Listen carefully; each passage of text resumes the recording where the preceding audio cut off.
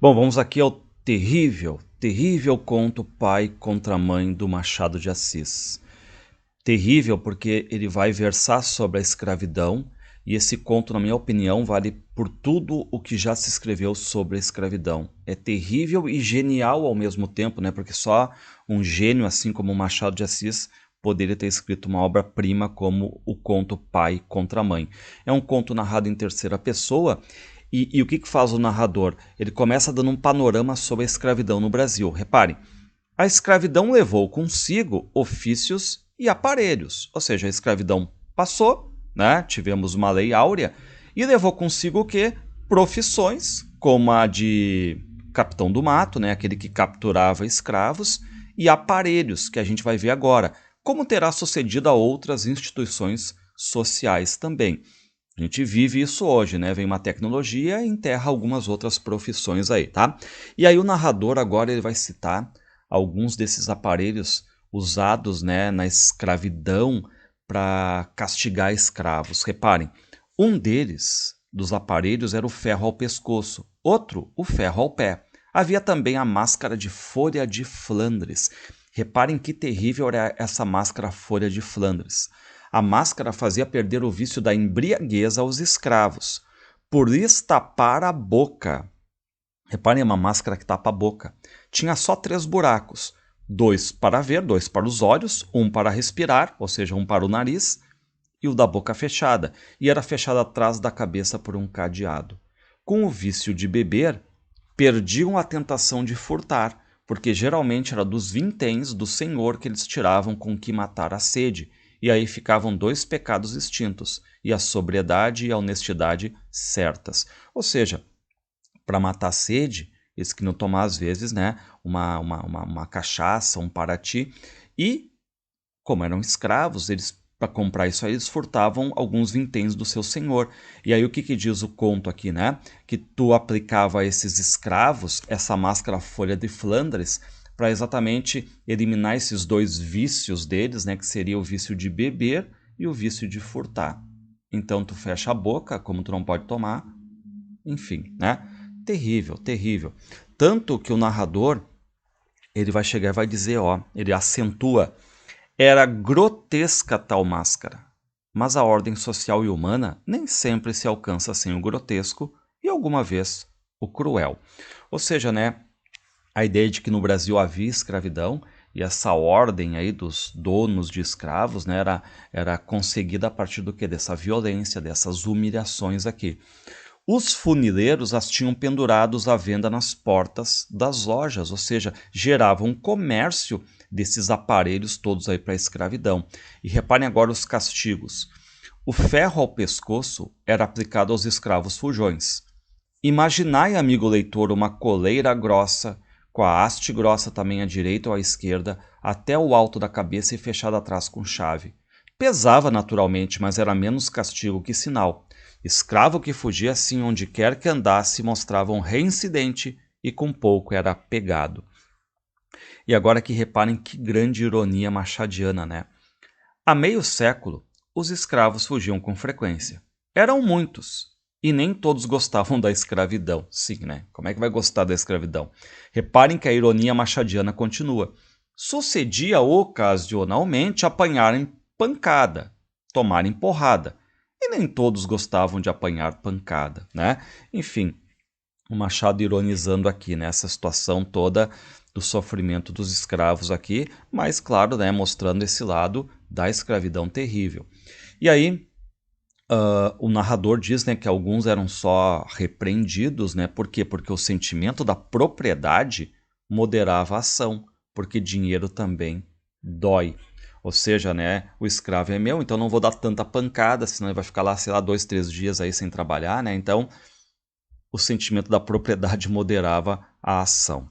Bom, e claro que quem tem escravo fugido, que era um bem, era um comércio ali, né? Mandava alguém caçar, porque é meu bem. Quem perdia um escravo por fuga, dava dinheiro a quem lhe levasse. E claro que vai ter aqui agora, né, os anúncios nos jornais. punha anúncio nas folhas públicas com os sinais do fugido, o nome, a roupa, o defeito físico, se o tinha, o bairro por onde andava e a quantia de gratificação. Para quem já leu também o romance A Escrava Isaura, do Bernardo Guimarães, o Leôncio, quando vê que a Isaura fugiu com o pai dela, ele coloca anúncios nos jornais, então era comum, né?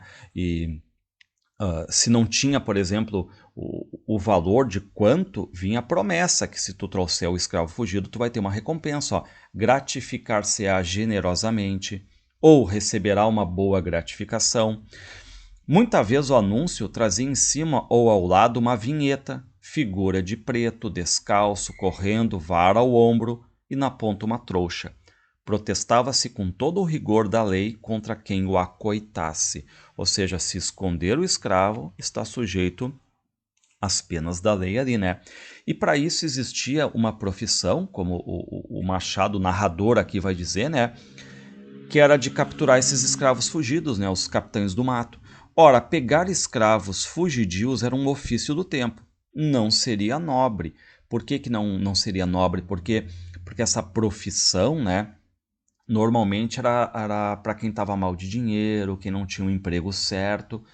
E ainda que por outra via dava um impulso ao homem que se sentia bastante rejo para pôr ordem à desordem.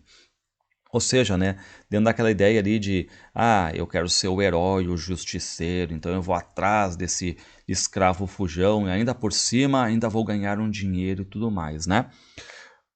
Bom, aqui eu botei uma foto de jornais da época. O Machado escreve, mas aqui vocês veem, né, que, por exemplo, ali diz que tinha uma caricatura, ó, isso que acontece mesmo, anúncios de escravos fugidos aqui, tá? Ó, receberá gratificação tal e tudo mais. Bom, depois dessa introdução aqui sobre esses aparelhos da escravidão, as profissões quanto à questão da escravidão, vai surgir agora para nós o personagem principal aqui, reparem. Cândido Neves, em família, o Candinho, o apelido dele é Candinho em família, é a pessoa a quem se liga a história de uma fuga de um escravo. Cedeu à pobreza quando adquiriu o ofício de pegar escravos fugidos. Ou seja, o Candinho, mal de grana, migrou para essa profissão de capturar escravos. Tinha um grave defeito esse homem. Não aguentava emprego nem ofício, carecia de estabilidade. Ou seja, ele não dura no emprego. É o que ele chamava caiporismo, ou seja, azar. Caiporismo é o azar aqui, né? Então, o que faz o Candinho? Ele tentava justificar esse defeito, né? De não ficar em nenhum emprego, não manter o emprego, como se fosse assim algo de azar.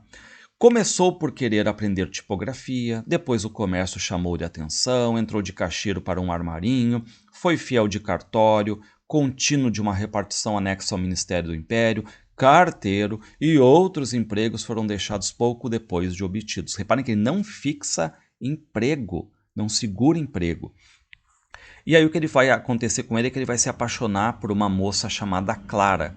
Quando veio a paixão da moça Clara, não tinha ele, Candinho, mais do que dívidas, ainda que poucas, porque morava com um primo entalhador de ofício. Então, reparem que ele não tem residência própria, ele mora com um primo ali, ele está com um emprego ali de entalhador, agora junto com um primo, e acabou se apaixonando por uma moça chamada Clara. Mas, querendo aprender depressa, aprendeu mal. Ou seja, ele quis aprender a profissão de entalhador, quis aprender depressa, aprendeu mal. Contava já 30 anos, então reparem que ele não tem uma profissão fixa já aos 30 anos. Perambulou pelo comércio, tipografia, caixeiro, cartório, contínuo carteiro e agora está tentando ser entalhador. Mas tudo que ele faz, aprende depressa, aprende mal, não segura emprego. Clara era mais nova, tinha 22. Ela era órfã, morava com uma tia, Mônica, e costurava, cosia com ela. Então essa Clara, moça, e a tia Mônica costuram para fora ali, né? E claro que tem muitos rapazes ali que iam ali tentar namorar a Clara e tudo mais, mas não rolava, né? O que ela notava é que nenhum desses que ficavam ali, né, cortejando ela, lhe deixava saudades nem lhe acendia desejos. Então ela não se interessou por nenhum ali, né? Mas aquela coisa toda do século XIX também, ela quer casar, como era muito forte a questão da época, né? E quando a moça viu Cândido Neves, o Candinho, sentiu que este era o único possível marido, o marido verdadeiro e único. E aí, claro, eles se encontraram num baile, começaram a namorar, e aí o casamento se fez quando? Se fez 11 meses depois e foi a mais bela festa das relações dos noivos.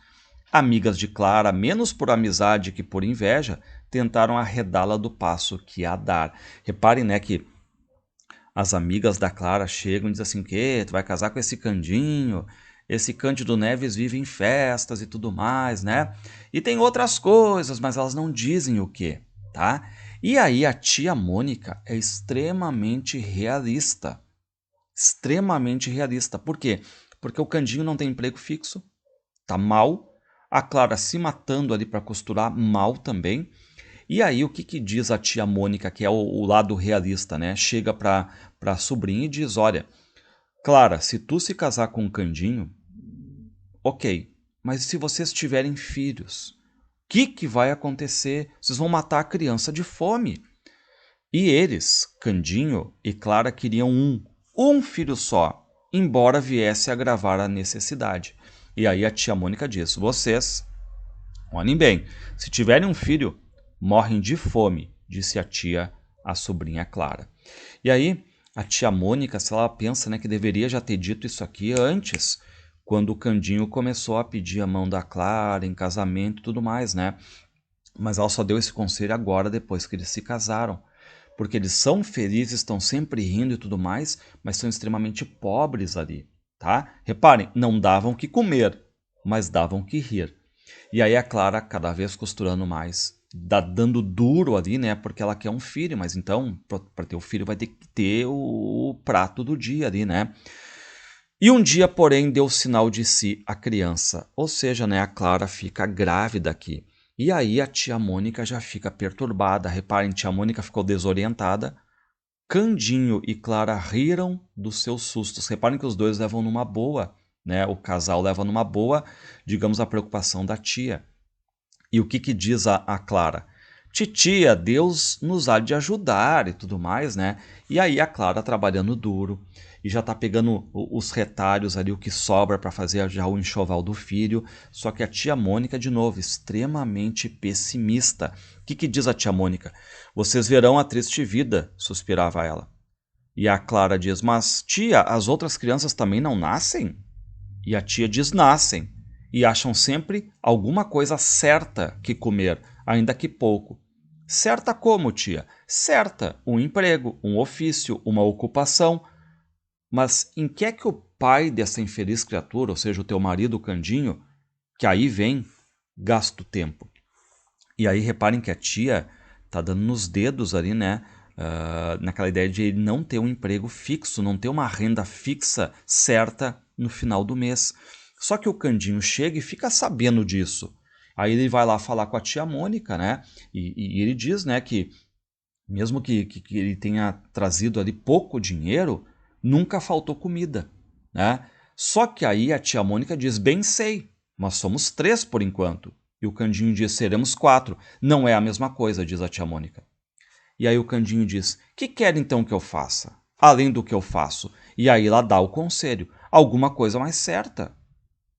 Qualquer profissão, mas uma coisa certa. Veja o marceneiro da esquina, o homem do armarinho, o tipógrafo que casou sábado. Todos têm um emprego certo. Não fique zangado, Candinho. Não digo que você seja vadio, mas a ocupação que escolheu, caçar escravos, é vaga. E aí, né? Reparem que já é um tumultinho entre a tia e o Candinho aqui e tudo mais, né? E a tia começa a dizer, pô, Candinho, tu passa dias aqui, né? Sem dinheiro, sem ter emprego certo e tudo mais, né? Só que o Candinho fala sobre o trabalho dele, que é capturar escravos fugidos, ó. Aí o que o Candinho se justifica? Sim, ok, mas lá vem uma noite que compensa tudo, até de sobra, captura um escravo que vale muito e deu. Deus não me abandona, e preto fugido sabe que comigo não brinca, quase nenhum resiste, muitos se entregam logo. E aí o Candinho Ele tem um bom humor, então ele já começa a rir, e aí a tia Mônica já ri junto. Lembrando, né, eles estão sempre felizes ali, né? Cândido Neves perdera já o ofício de entalhador, como abrir a mão de outros muitos melhores ou piores. Pegar escravos fugidos trouxe-lhe um encanto novo. Não obrigava a estar longas horas sentado. Só que agora reparem, né? O narrador nos coloca algo terrível. O que precisa ter para ser um caçador de escravos? Só exigia força, olho vivo, paciência, coragem e um pedaço de corda. Reparem, né? Como se fosse caçar um animal e tu tá indo atrás de um ser humano. O que fazia o Candinho? O Candinho não tinha como comprar jornal. Então ele lia os anúncios de escravos fugidos, né? Copiava-os, metia-os no bolso e saía às pesquisas. Tinha boa memória. Fixados os sinais e os costumes de um escravo fugido, gastava pouco em achá-lo, segurá-lo, amarrá-lo e levá-lo ao dono. Só que qual é o problema disso? Mais de uma vez, a uma esquina, conversando de coisas remotas, via passar um escravo como os outros e descobria logo que ia fugido, quem era, o nome, o dono, a casa deste e a gratificação. Interrompia a conversa e ia atrás do vicioso. Então ele faz a profissão dele ali, né? O que fazia o Candinho? Ele vê que é o escravo fugido, só que ele não ataca direto. Não o apanhava logo. Espreitava o lugar azado e de um salto tinha a gratificação nas mãos. Nem sempre saía sem sangue. As unhas e os dentes do outro trabalhavam, mas geralmente ele, Candinhos, vencia sem o menor arranhão. Ou seja, aquela ideia, né, de que capturar o escravo precisa de força ali, né? Porque vai ter essa briga, vai ter essa resistência, por isso nem sempre saía sem sangue. Só que, claro, né? Muita gente parecida com o Candinho vai perdendo empregos e também vai virando caçador de escravo. E as coisas vão se complicando, porque começa a ter o quê? Concorrência para o Candinho. A vida fez-se difícil e dura. Comia-se fiado e mal, comia-se tarde. Eles não têm dinheiro e o pior, não conseguem pagar o aluguel. E aí o dono da casa já começa a pressionar e Clara não tinha sequer tempo de remendar a roupa ao marido. Tanta era a necessidade de costurar para fora. Tia Mônica ajudava a sobrinha naturalmente. E o Candinho vai e volta sem dinheiro, vai e volta sem dinheiro.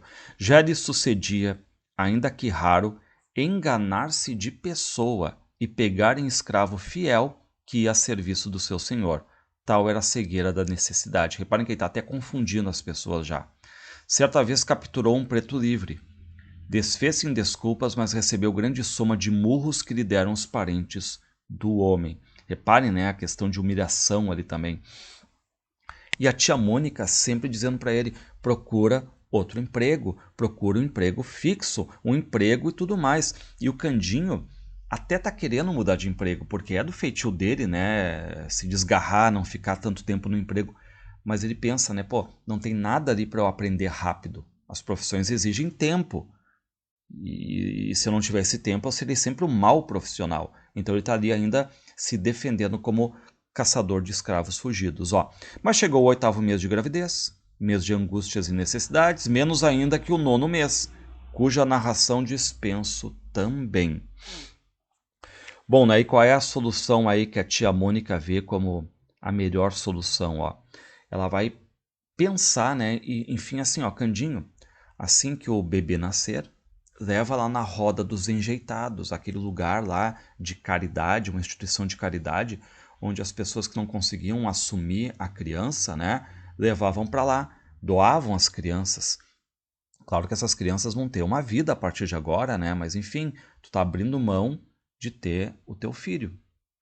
Só que, claro, né, falar isso para os pais é algo que choca, né? Então a Clara fica muito irritada. Ela diz assim, ó, não, tia Mônica, bradou Candinho, recusando um conselho que me custa escrever. Quanto mais ao pai ouvi-lo. Isso nunca.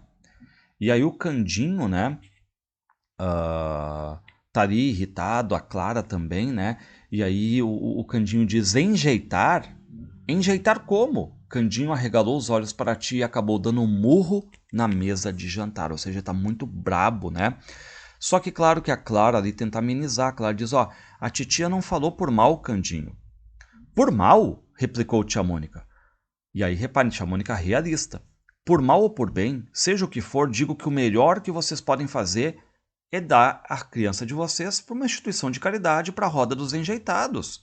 Vocês devem tudo. A carne e o feijão estão faltando.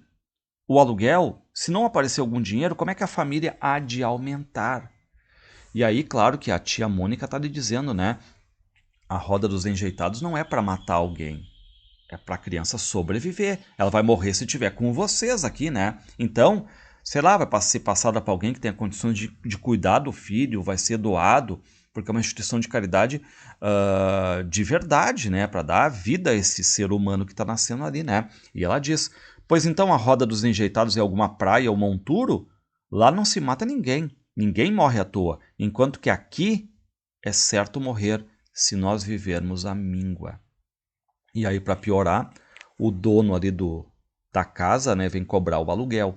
Era o dono da casa, credor de 3 meses de aluguel, que vinha em pessoa, ao vivo, ameaçar o inquilino. Se dentro de 5 dias não fosse pago, pô-lo-ia na rua. Não havia trabalhado para regalo dos outros. E aí o Candinho tenta, né, negociar ainda um tempo a mais e tudo mais. Não, 5 dias não, me dá mais um mês. Não, 5 dias ou rua. Ou paga ou rua. E aí agora o Candinho vê que a coisa apertou. O que ele faz? Começa a ver os anúncios de escravo fugido ali, né, para tentar buscar um dinheiro.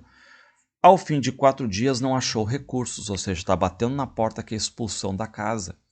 E aí eles sabem que eles vão ter que ir para a rua da casa agora, né? E aí o que faz a tia Mônica? A tia Mônica não quer falar pro Candinho, né? Mas ela conseguiu um quarto de uma amiga dela, de uma senhora lá velha, rica e tudo mais, né? Um quarto, por enquanto, para eles ficarem ali, mas ela não quer dizer pro Candinho, né? Porque ela quer fazer com que o Candinho arrume um emprego certo, um emprego fixo, né? Para conseguir dinheiro. Postos fora da casa, passaram o aposento de favor dessa velha senhora rica. E 2 dias depois nasceu a criança. Então nasce aqui a criança. A alegria do pai, o Candinho, foi enorme, mas a tristeza também. Tia Mônica insistiu em dar à criança a roda dos enjeitados. E o que diz a tia Mônica? Se você não a quer levar a criança lá para a roda dos enjeitados, deixa isso comigo. Eu vou à Rua dos Barbonos, onde ficava ali, né? Se não me engano, a Santa Casa. Cândido Neves pediu que não, que esperasse, que ele mesmo levaria a criança. E o que o narrador agora, em terceira pessoa, acrescenta, que deixa o texto mais emotivo, digamos assim, mais próximo, né? Notai que a criança que nasceu era um menino, e que ambos os pais, Clara e Candinho, desejavam justamente este sexo. Mal lhe deram algum leite, mas como chovesse à noite, decidiu o pai Candinho levar o filho à roda dos enjeitados na noite seguinte. Ou seja, né, como está chovendo, se adia. Só que o Candinho não está satisfeito com isso. E o que ele faz? Ele começa a procurar todas as anotações que ele tem ali sobre os escravos fugidos, né, para ver se ele consegue essa grana. As gratificações, pela maior parte, eram promessas, mas algumas traziam a soma escrita e escassa, pouca coisa. Uma, porém, subia 100 mil réis. Tratava-se de uma mulata. Vinham indicações de gesto e de vestido. Ou seja, né, ele vê que tem uma ali que vale uma grana boa. Então o que ele faz? O Candinho sai pela manhã para procurar, né, essa escrava fugida, mas nada. Só que ele vai até uma farmácia, né, pergunta, tu não viu uma escrava fugida assim, com esses gestos assim, né? Apenas um farmacêutico da Rua da Ajuda se lembrava de ter vendido uma onça de qualquer droga, ou seja, um pouquinho de uma droga ali, né? 3 dias antes a pessoa que tinha os sinais indicados. Isso aqui é importante, depois eu quero comentar, né? Bom, o que faz o Candinho? Voltou para casa triste, né? Que lhe haviam emprestado, ou seja, volta lá para o quarto que emprestaram para ele, triste, né? E aí, claro que já estão preparando a criança para ser levada à roda dos enjeitados, né? E o Candinho cogitou 1000 modos de ficar com o filho, mas nenhum prestava. Consultou a mulher, que se mostrou resignada, ou seja, não tenho o que fazer. Tia Mônica pintara-lhe a criação do menino. Seria a maior miséria, podendo suceder que o filho achasse a morte sem recurso. Ou seja, tu vai deixar ele aqui para morrer de fome? deixa alguém criar então, né? Bom, aí o Candinho, uma cena triste, né? Ele pega o filho agora para levar a roda dos enjeitados, né? Então ele sai, vai para a rua com o filho, só que reparem, ao entrar na rua da Guarda Velha, Cândido Neves começou a afrouxar o passo. E aí ele começa a pegar alguns atalhos, ele entra num dos becos, né, num bequinho, e o que ele vê? Um vulto de mulher. Era a mulata fugida. Ou seja, aquela escrava fugida que vale muita grana ali. E o Candinho fica feliz, né? E ele lembra que está ali perto daquela farmácia. E o que o Candinho faz? O Candinho vai lá, entra na farmácia e pede pro farmacêutico, ó, por favor, fica com meu filho aqui por alguns minutos que daqui a pouco eu volto aqui, por favor, né? Mas o farmacêutico diz, Cândido Neves não lhe deu tempo de dizer nada, saiu rápido. Ele não quer perder tempo, né? Ele quer capturar a escrava agora, né? No extremo da rua, quando ela ia descer a rua de São José, o Candinho aproximou-se da escrava fugida. Era a mesma, era a mulata Fujona. Só que o Candinho ele quer confirmar. E o que ele faz para confirmar? Ele grita o nome dela. Arminda! Bradou conforme nomeava o anúncio. Arminda voltou-se sem cuidar malícia. Sabe aquela coisa, chamaram teu nome, tu virou assim de forma inocente, né? Não pensou que eram para te capturar. Foi só quando ele, tendo tirado o pedaço de corda da algibeira do bolso, pegou dos braços da escrava, que ela, Arminda, escrava fugida, compreendeu e quis fugir, só que já era impossível. E aí, o Candinho faz aquele trabalho que ele diz que faz, né, que é amarrar os pulsos, só que aí, reparem que a Arminda começa a apelar, por favor, não me leve para o meu senhor, ele vai me bater e tudo mais, né? Vocês estão lembrados do título Pai contra Mãe? Pai contra mãe, certo? O que a Arminda diz? Eu estou grávida, meu senhor, exclamou. E ela fala para o Candinho, estou grávida. Se vossa senhoria tem algum filho, e a gente parar para pensar, cadê o filho do Candinho? Está lá com o farmacêutico, estava prestes a ser colocado na roda dos enjeitados, né? Então o que diz a Arminda? Reparem que aqui é o conflito pai contra mãe, porque o Candinho é pai e ela aqui vai ser mãe. Estou grávida, meu senhor, exclamou. Se vossa senhoria tem algum filho, peço-lhe por amor dele que me solte. Eu serei tua escrava. Vou servi-lo pelo tempo que quiser. Me solte, meu senhor, moço. Reparem que cena forte, que palavras fortes, né? Porque o Candinho é pai, só que o filho estava sendo levado lá para a roda dos enjeitados, né? E a solução para evitar que o filho vá para a roda dos enjeitados é exatamente capturando a Arminda, que está grávida. E reparem que ela se oferece para ser escrava do Candinho. Só que se o Candinho estava mal com 3 bocas para manter, veio a quarta, não vai conseguir, como é que ele ia manter 5, né? E o Candinho aqui está extremamente cego para tudo isso. Ele diz apenas assim, siga, repetiu o Candinho. E ela dizendo, me solte, por favor. E claro que fica ali um espetáculo, né? Porque muita gente vai ali para olhar, só que quem passava ou estava à porta de uma loja compreendia o que era um escravo fugido e naturalmente não ia ajudar a Arminda, né? Porque dentro da lei ali, né, escravo pertence a alguém, né? E o que a Arminda diz?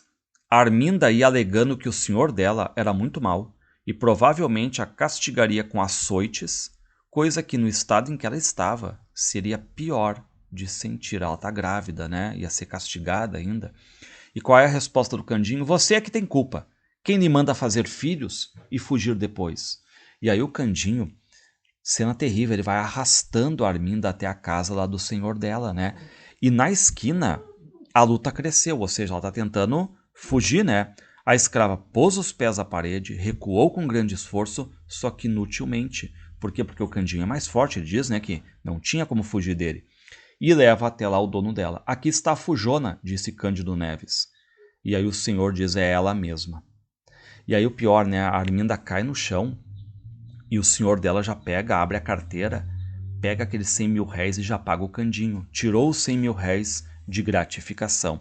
Só que reparem a tragédia que acontece agora. No chão, onde jazia, sofria, né, ali a Arminda, levada do medo e da dor, e após algum tempo de luta, a escrava abortou.